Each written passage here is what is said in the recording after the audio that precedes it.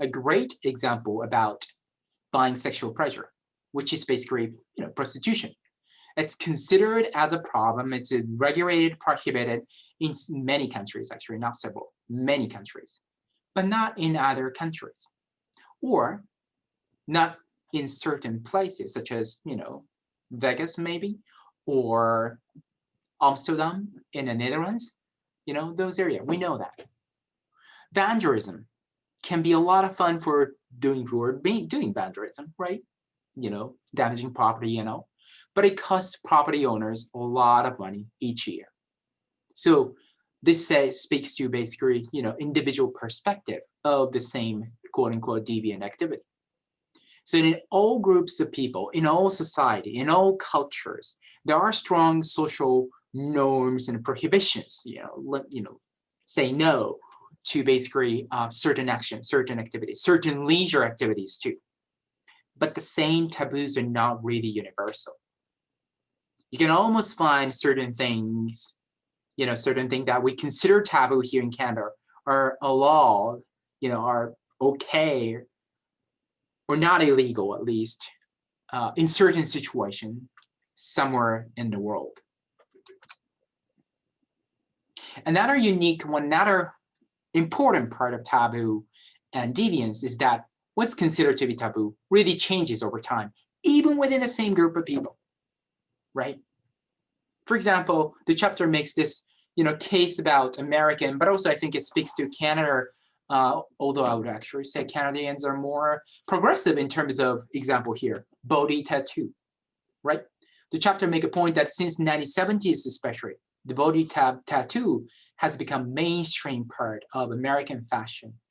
It became from, taboo and deviance, something that's more, resistance against the majority of the society, mainstream social norms, to an acceptable, it's okay form of self-expression, although still in a professional settings, for example, the visible tattoos are, and depending on the industry, are not actually preferred, at least especially in the United States of America. And I'm pretty sure that applies to Canada to an extent as well. And of course, when I thought about body tattoo, the first person that I thought about was in this picture, Adam Levine, if you know, the lead vocal of the Maroon 5, I think, right? And I mean, he's been here around in a pop culture, pop music for a while, and he's known for tattoo. But a few years ago, I think it was 2016 or 18, Maroon 5 did a halftime show for Super Bowl, right? Football, American football, and then he showed up with the top body naked basically, and he had a whole bunch of tattoo, more than we thought it would be. And I don't really know why he was half naked even either. But anyway, it was controversial. Some people discussed it, but probably it would have been, the conversation would have been more different and more negative probably if it was in 1970s or 60s. So it's an example of how social attitudes toward certain quote unquote deviant leisure changes over time, even in the same group. Now, there is one sentence in the chapter that I think is very, very problematic. So at the end of this chapter, I want you to be able to disagree with it. And then also I want you to be able to point out what's a problem here and also disagree with it logically by using maybe some examples and concept. The statement goes like this. At the very beginning of chapter, the focus of this chapter, chapter 10, will be the adverse outcomes of engaging in pastimes that society considers deviant. Now, my problem with this sentence is that this sentence almost makes it sound like there are only adverse means negative outcomes to deviant leisure, right? Which is not the case, which we will talk about. A lot of time, actually, the chapter itself make a point later that a lot of taboo recreation, deviant leisure, now we know that are actually very harmless, or even positive for certain individuals, certain groups, depending on the situation, very much so. It helps sometimes our happiness too. So that's one. And also the focus of this chapter will be about that. So that's a problem. Now, we're not gonna, I mean, in this, we will based off our lecture on this chapter. However, I want to expand and add certain things so that the discussion and description of deviant leisure would be more balanced, and showing that no, there are some neutral, positive actual outcomes to the taboo recreation deviant leisure. And I want you to get out of this lecture, to get out of this course saying that, not believing that, oh, those things are weird and they have a negative consequences to the society and us. Not necessarily, not necessarily. There are some, but that's not the whole picture. Okay, that's very important. You see, by the way, the star marks on the right side of the right top of the slides. And that's the, again, what I added, the new feature that I added since the midterm student evaluation. Some of you seems to me want to, you want me to emphasize on the key ideas. So that's the star means this slide is very, very important, right? Of course, that doesn't mean that you don't see your few quiz question from non-start area. But if you have to focus on the stars, okay? Now, in this part of the chapter, we also talk about some typologies or way to categorize deviance and deviant leisure. So we're going to talk about some of those things. The first set of category is, there are two things in it, and they're based on our sociologist called Heise in 1980. So that's been a while, actually. It's 20, 30 years old, I guess. According to Heise, there are two categories of deviance. One is ideational mentality. According from that perspective, we consider a certain activity as a deviant or taboo when we have an idea, thought, that something is bad. And usually that idea is coming from laws, like regulations, right? People's belief that's taught to you, customs passed down to you, younger generation from the previous generations. Think about, for example, drinking, right? There's a law, like a drinking age. Think in Alberta, that's what? 18, 16, something like that, that was, right? In the US, though, that's 21 for the most part. In Japan, that's 20. Well, that changes. But we have this idea that, idea behind that, is that, and it's based on, to an extent, science too, that, alcohol consumption can impact your development as youth development, and actually anybody's development and brain as well. So you get that idea, right? That drinking is not good. And that idea impacts your view that something is deviant. Now, the other type is what is called sensate mentality.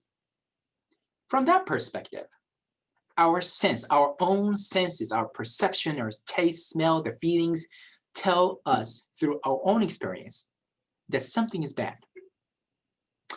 Think about drinking again in Hangover. And I have a picture of, by the way, the movie called Hangover, which I love, by the way.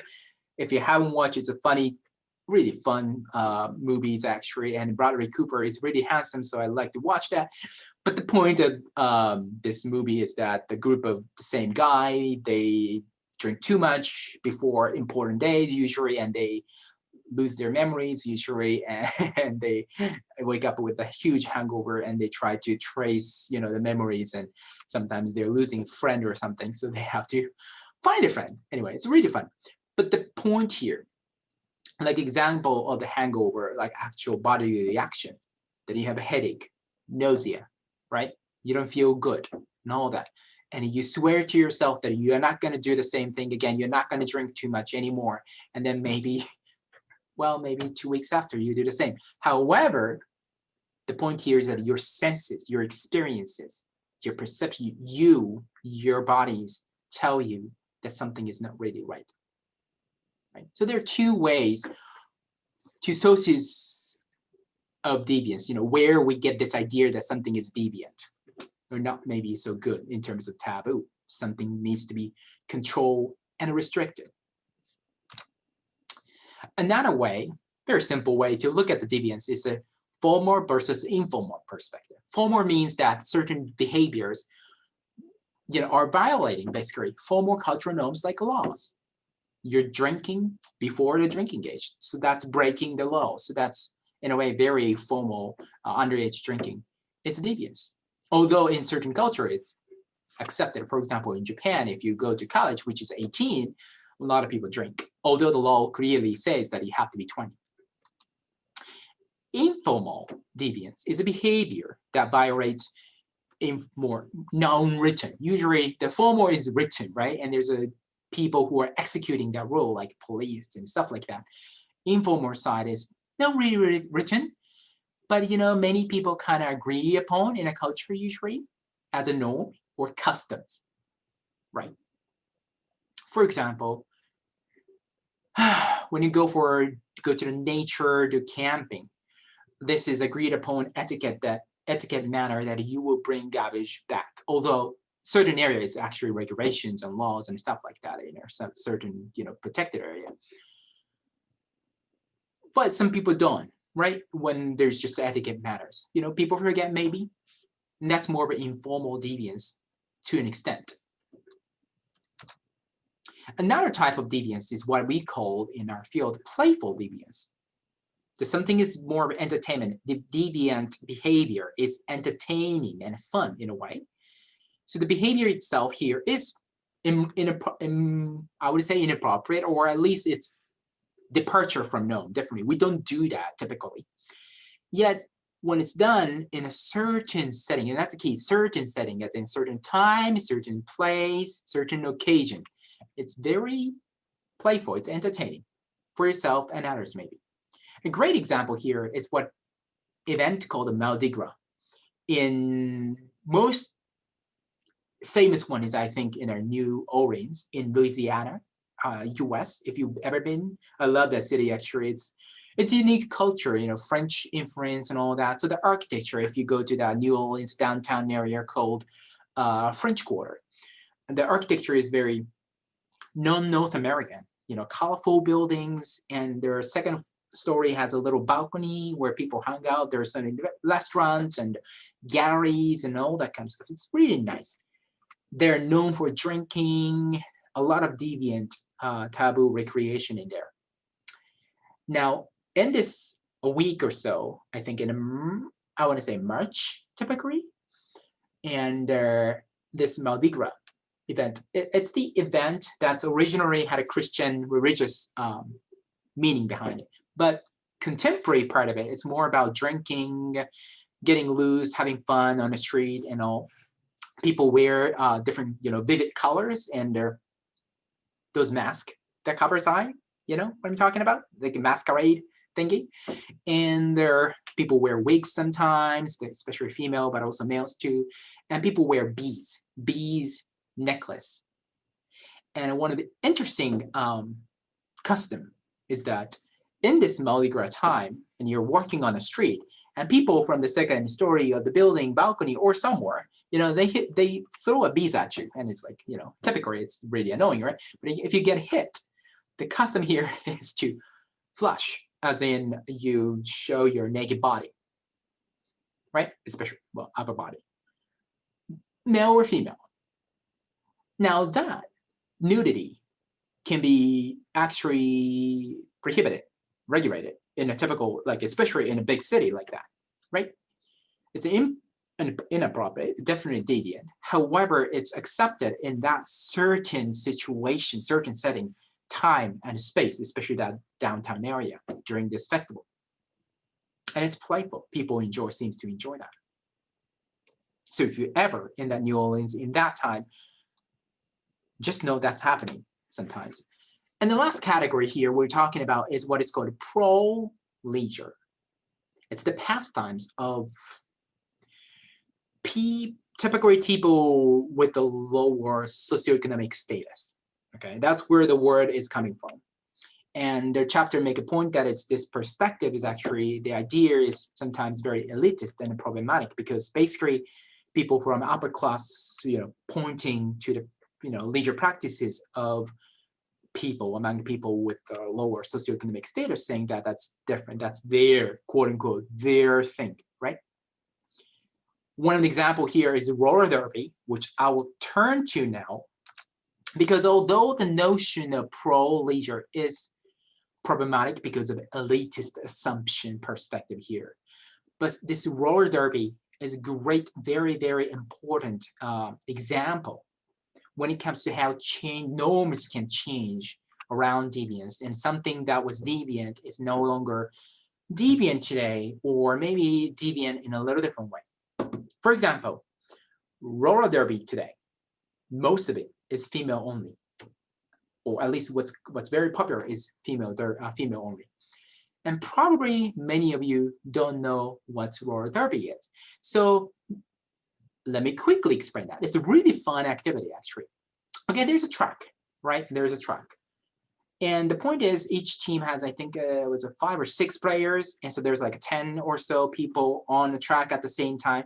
There are jam called a few minutes of jam. So point is, you're trying to, the players with the star mark on the helmet, they want to pass the other team member, all of them, right? Pass, and each passing gives the team points, right? So the star mark people try to make a lot of circle, right? The other member try to block opponent's team's star marked player with their body, okay? It's really physical, it's really dynamic, and it's very interesting activity, sports that I've seen. Now, Edmonton has actually a team called Evile, I think, as well. It's very interesting. You've seen that. You can watch a video, YouTube video on that if you want to. Now, so obviously it has a different meaning right now, right? It's played by different people, right? The socioeconomic status doesn't necessarily apply. There are different types of females and women represented in this activity today. Right, it doesn't belong to necessarily people with a lower socioeconomic status per se. It may be more popularized, so it's not necessarily deviant per se anymore. Maybe you can say deviant because it doesn't correspond to traditional conservative idea of femininity, such as, more passive rather than aggressive. This is very aggressive and physical, but it really challenging the social norms as well.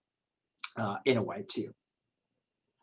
So you can see how what's considered to be deviant in the past has totally different meaning right now. And again, it could be in the future, this female-only roller derby can change the entire meaning of, for example, what it means to be female, what it means to be a woman, and the being aggressive can be part of just, woman food too. And nobody consider roller derby, female-only roller derby, as deviant at all. It's possible. So things, norms, and values, custom change around deviance. And I think this is the last typology we're going to talk about. It's done by this guy called Williams, DJ Williams. You want to remember his name because, don't memorize it, but you will see this name a lot because he is the expert of deviant leisure in our field. Yes. So when he categorized different deviant leisure activity, he identified 3 factors. One is tolerability, as in, does the majority of society tolerate it, okay with it, or not okay with it? Second factor is criminality, which is about law. So that's different from, social, norms. Is it legal, legit, or is it criminal? Like you can't go to jail for it, or non-criminal, as in, depending on the situation, it's okay, but depending on the situation, it's actually controlled and regulated. And thirdly, intensity, as in we learn commitment, the idea of commitment. People get serious about leisure. Do people who do that certain deviant leisure, are they serious about it for the most part, or casual? So with these 3 factors, they categorize a range of deviant leisure activities, right? For example, at the top, something deviant leisure that is tolerable, accepted by many people in the society, and legal. And the casual is, for example, erotic literature, erotica, consuming something like, for example, 50 Shades of Grey was a huge sensational thing, right? But it's accepted. It's legal totally. And it's casual. It's not like you need the skills for it, right? What about something a little different? In the middle, street racing, you see. Is it tolerable? Actually, I would say it's actually pretty much intolerable. I think but criminal, yeah. I mean, street racing means, you're speeding in a street, which has speed limitation, so you usually go over that, so it's illegal, right? And they're serious. Sometimes you have to have a really good, driving skill to actually be able to navigate and, don't get injured or don't get into, accident when you do street racing. So that could be serious. And the last at the bottom, intolerable, that we as a society, most of the people are not okay with it. Criminal, serious, involves a lot of skills, commitment. It's, for example, computer hacking. Depending on probably what people are hacking, because sometimes there are, kind of bandit type, like, people who do computer hacking to expose, corruptions and bad people, for example. But anyway, for the majority of them, for the most part, yeah. And the last one, serial murder. Yes, you heard it right, you read it right, serial murder. Now, this is actually a thing in our field. Back in 1999 or 2000, around that turn of the century, there's this person, sociologist of leisure, Chris Rojak from the UK, and he argued that for some murderers, people who kill other people, serial killing, that's defined as usually multiple kills over time with the same signature style, the style of killing, right? Resembles pure leisure experience. Do you remember pure leisure from chapter 2? If you don't, this is one of those things that you will see, although from the first word, in your final exam. So check it out. And so that was 20 years ago, right? And it was a debate, and well, a lot of people don't want to agree with it, but it's difficult to disagree. Now, 2017, this DJ Williams come in, and he said, why don't we take a look at the evidence? And he analyzed interrogation transcripts with their actual serial killer called Dennis Rader in the United States, who killed 10 people in Kansas, United States, in a certain style called a bind, torture, kill. So he doesn't just go in and kill people at home. He usually invade home and basically bind people, right? Constrain them, torture them, and then kill. That's a style, signature. So it's serial killing. Now, he got eventually caught, this Dennis Rader. And there's a police investigations and interviews and interrogations, and they record it and get transcribed. And DJ Williams got those transcripts and they analyzed it. What this Williams found was that Rader actually engaged in kills when he was free. Freedom, perceived freedom to do or not to do. And freedom from obligations. Interesting, because he had a career, he had jobs. And when the job was taking a lot of his time, he couldn't do this serial killing because it takes actually a lot of time on his end too. It begins with usually stalking and learning that person's victim's life pattern to know when they become alone, for example. The Rader actually at some point, he had a family. He had a wife, he had her family. So when the family was there and taking a lot of his time, again, obligations and everything, he couldn't engage in so many kills. So there was some dormant or just quiet time. So his serial killing, sort of goes more periodical over a certain period of time. So he engaged in when he had a freedom, perceived freedom. And also he seems to enjoy many of the experiences as well.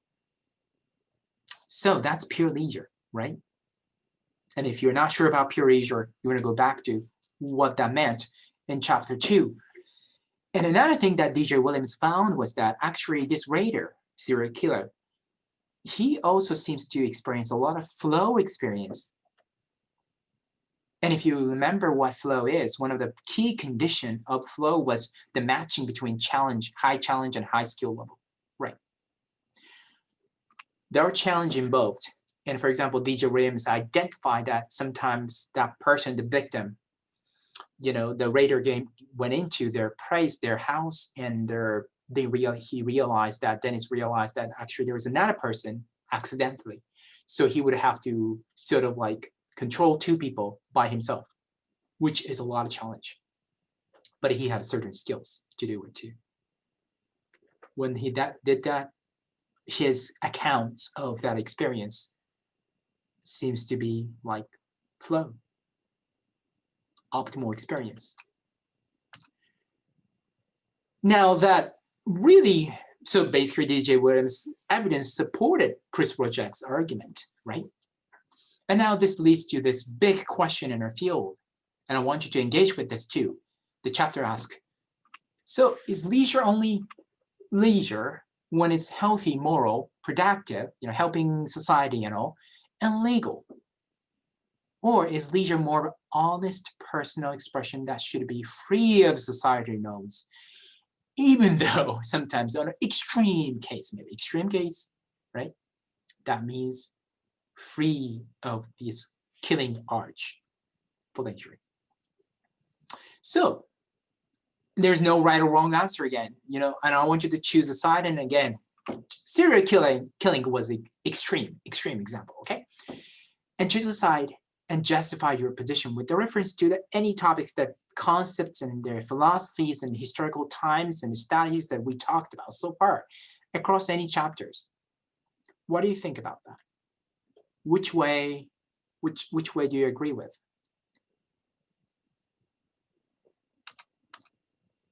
This is the end of the first video. I'm sorry, it was a bit of a long one, but it's also an exciting one.